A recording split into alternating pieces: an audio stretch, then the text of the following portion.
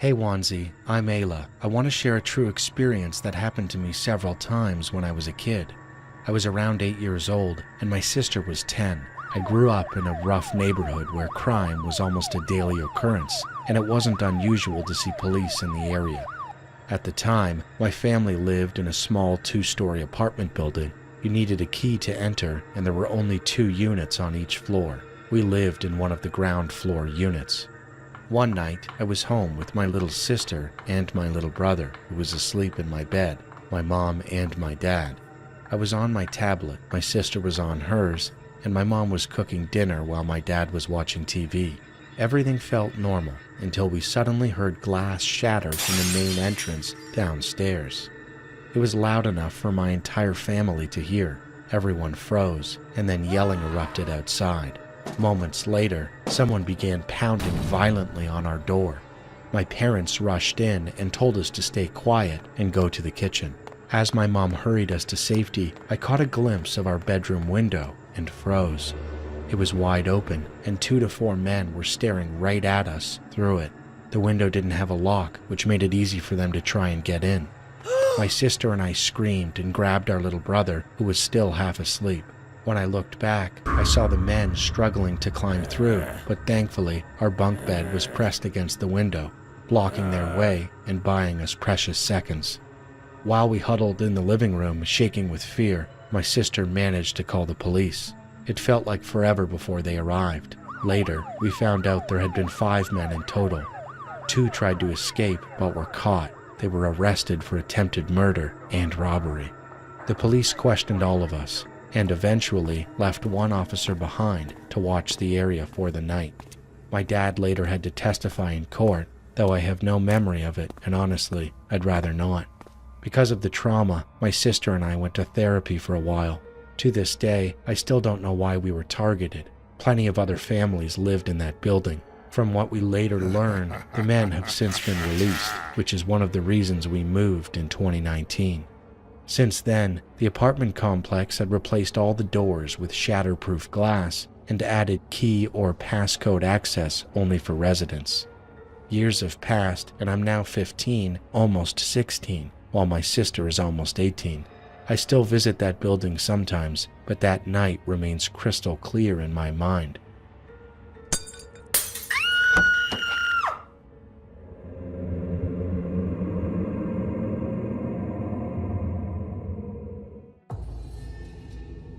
This story happened a few months ago, and it's the reason I get so paranoid when I take public transport at night. This is what happened. My part-time job is being a tutor for high schoolers. I work in a suburb that has a reputation for being shady, but from my own experience, I never found it too dangerous. You just have to stay aware of your surroundings from time to time, especially when you see sketchy people hanging around. Usually, I'm at the tutoring center from around 4 to 9 p.m., but at the time of this story, our Year 12 students were getting ready for their exit exams. That meant extra sessions, extra stress, and longer hours for us tutors.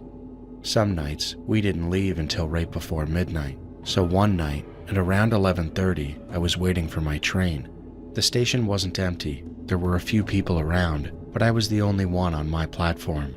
All I could hear was the light drizzle outside and the sound of train announcements echoing through the empty air. That's when I heard laughter coming from my left. I looked over and saw a group of tall teenage boys, all wearing black hoodies and silver chains. They were exactly the kind of people that gave this suburb its reputation. I turned back toward my phone, pretending not to notice them. They kept talking and laughing, but then, suddenly, their voices dropped to whispers. That caught my attention. Out of the corner of my eye, I could see each of them staring at me. One of them nodded in my direction, showing a crooked smile. I froze, then quickly looked back down at my phone. Moments later, our train finally arrived. It was almost completely empty, just me and that group of teenagers. Trying to play it safe, I went to the carriage on the far right, the one closest to the driver's cabin, but the boys followed me, all of them. Inside the train, they started blasting rap music on a speaker, loud, aggressive, violent. The lyrics were about killings, gangs, and revenge. Then one of them caught me glancing their way. He yelled, "You got a problem? I'll bash your head in!" My heart exploded in my chest. I froze. He pulled out a knife, waved it just enough for me to see, and smiled, a slow, creepy grin, before turning back to his friends and continuing to rap along to the music. I couldn't move. I couldn't breathe. I wanted to switch carriages, but that meant walking right past them, and I couldn't get off yet. The next stop was still 5 minutes away. So I did the only thing I could think of. I texted my friend, my hands shaking, explaining everything that was happening. He told me to take a photo of them so he could report it to the police. I pulled out my phone, took a quick picture, and that's when I realized I'd made a huge mistake. My phone wasn't on silent. That loud click gave me away instantly. All of them turned toward me, shouting. I shoved my phone into my jacket and froze, unable to understand what they were yelling, their voices all overlapping in anger. Just then, the train began to slow down. We were pulling into the next station. I didn't care that it wasn't my stop. The moment the doors opened, I ran. I jumped the payment gates without even thinking, sprinting through the station as they came chasing after me. I don't know where I was. It was a random stop, but I saw lights up ahead, a busy street, and I just ran toward it.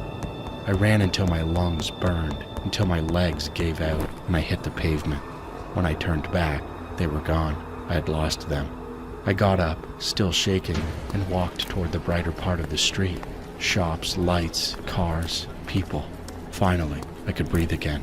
I called my friend, and thank God, he came to pick me up. On the way home, I called the police and told them everything. They asked me to come in the next morning and bring my phone. The police never found the group, but I'm just thankful I never ran into them again. These days, my shifts end at 9, and I'm a lot more aware of my surroundings. Some of my friends tease me for being paranoid, but honestly, better safe than sorry.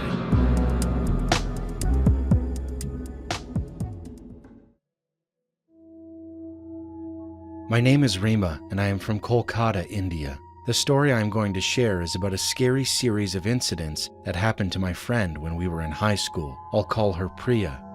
Priya was a very kind and sensitive girl by nature. She was a close friend of mine back then, though our closeness faded during college. Everything I'm about to say now was told to me directly by her. Coming to the story, I always noticed that Priya, despite being such a kind girl, had always faced difficulties in her life. Even in her love life, none of her relationships ever worked out. It first started to happen when we were in the 11th grade, right after her breakup with her third boyfriend in school. Suddenly, one day, she looked scared, with a puzzled expression on her face, and she told me that she was seeing and hearing things. Now, anyone would think that this was a case of hallucinations caused by the trauma and depression from her breakup, but I don't know what was up with her. It didn't seem like mere hallucinations. She used to say she could hear someone whispering in her ear, or that whenever she studied late at night, she could hear a deep voice calling her name when there was no one else in the room. She told me that sometimes she would see, hear, and experience things that were completely unexplainable. She said that sometimes she felt a negative presence in her room, and sometimes she saw a shadowy figure of a girl sitting with her head buried in her arms near the dark corner of the room. She tried to ignore it and casually went on with her everyday life. I consoled her, saying she should see a therapist and try meditation, because I believed what she was experiencing was just depression from her breakup.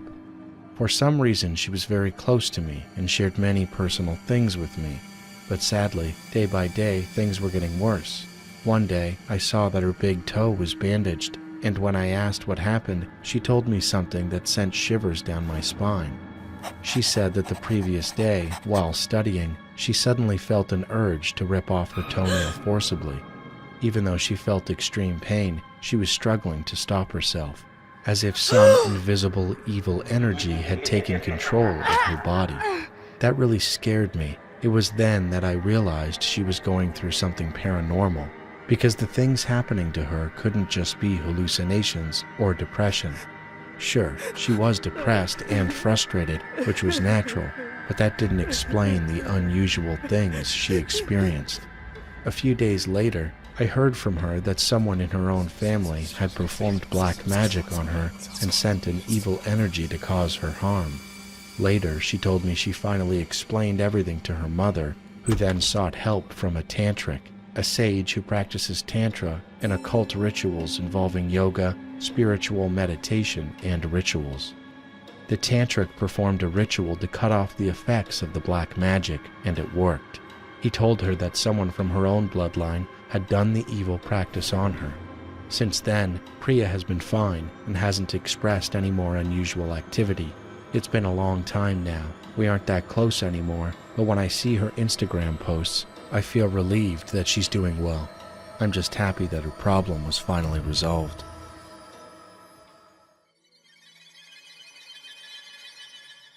Hi, I'm Aaron, and this is a true story that my father experienced many years ago. Take note that we're from the Philippines, and my father was from a small town at the countryside. Back when he was around 14, 13, when this happened, he and his friends would often go to the Betamax to watch movies and films. Back then, Betamax was like a cinema where you'd only have to pay 1 peso to get in. It was a 15-20 minute walk from their house, so they would often hang out there. So after the movie ended, my father and his friends were walking home. It was around 8:30 p.m. But since they live on the countryside, the nights there were often super dark and creepy, since streetlights in that area were rare. Soon my father and his friends separated, since they lived in different towns. As my father continued walking, he saw an old man beneath a streetlight. Sensing as it was dark and the old man looked weak, he approached the man and asked him, "Excuse me, sir, but why are you still out? It's dangerous out here." But the old man just stared at him. Due to the stories around that time and the warnings that his mom had given him, my dad then felt that something was off about that man. So he waved to the man and then quickly walked away. Around 5 minutes later, he noticed that the man was following him. However, as he turned around to see, it seemed like the old man had seen that he was following him. He could only see the back of the old man. My dad then got the chills, started to walk faster, but then he noticed that it also started to walk faster. Then he full-on sprinted to their house. While sprinting, he checked to see the old man, and what he saw will forever be engraved in his mind. He said that he saw the old man on all fours, crawling towards him with its body backwards, its head peeking underneath him, looking at him. That filled him with adrenaline, and he bolted to their house, kicking the door open, which startled his mom, and quickly locked the door. As soon as he locked it, a loud thud was heard from outside the door. He dared not look out. He explained to his mom what had happened, and his mom was obviously terrified. He could only scold him for going out late at night. This happened 3 years ago at a motel in southern Arizona during a business trip. My company had booked the room last minute, so I arrived late that night, exhausted after a long drive down the dark highway. The shabby neon sign flickered red, and only a few vehicles, a truck and a couple of old cars, sat in the parking lot. At the front desk was an old man with a blank expression. "Long drives are tough, aren't they?" he said. "You look like you're about to faint. Please, go to room 107. The room was small, as I expected, but not terrible, except for the strange framed paintings on the wall. I don't remember them clearly now, but one drawing looked like something between a gargoyle and a bat. It gave me chills. I muttered to myself, wondering why anyone would hang something like that in a motel room, and went to the bathroom to take a shower. Later, I was lying in bed, drifting off, when I heard footsteps in the hallway. Normally, I wouldn't have noticed, but these were loud, and they stopped right outside my door. 1 minute, 2 minutes, 3 minutes. Time passed, and whoever it was still hadn't moved. My heart started to race with a sudden, inexplicable fear. But I was so tired I could barely keep my eyes open. I managed to call the front desk and told them someone was standing outside my door. They asked me to check, but I hung up, too exhausted, and eventually fell asleep. When I opened my eyes, it was already morning. I asked the old man what had happened the night before. He said, "Oh, that guy from yesterday? He was standing still in front of your door. I watched him quietly. He didn't move for about 10 minutes. When I approached him, I saw his eyes were closed. I asked what he was doing. He didn't seem surprised, just smiled at me and said he was fantasizing about killing the person in that room. He told me exactly what he imagined doing. It was pretty disturbing stuff. He said he was picturing himself breaking the shoulder blade of the person inside. The man at the desk sighed and continued. So I told him to stop bothering other guests and go back to his room. He just stared at me with that same smile for a while, then quietly packed his things and left.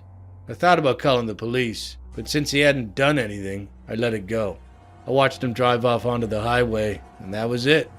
After hearing that, I just stood there in silence. I thanked him and left the motel.